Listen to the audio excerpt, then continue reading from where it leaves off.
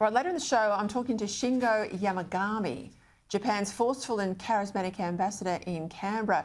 Front pages of the paper in Queensland are all full of the ambassador today. He's concerned the Albanese government might force gas exporters to break their contracts with overseas buyers in order to keep domestic prices down. Earlier, of course, he criticised the Queensland government raising a mining royalty hike, and it sent shockwaves through Tokyo.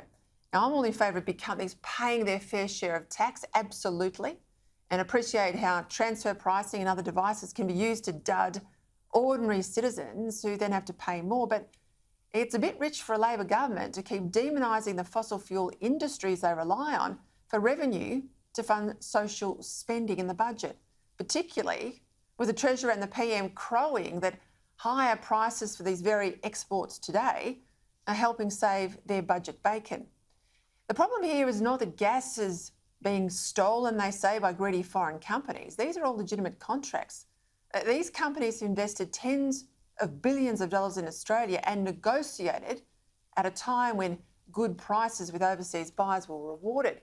The problem is Labor government, state and federal, and green activists too in local councils, they've stopped gas exploration and extraction that Australia needs to keep the lights on.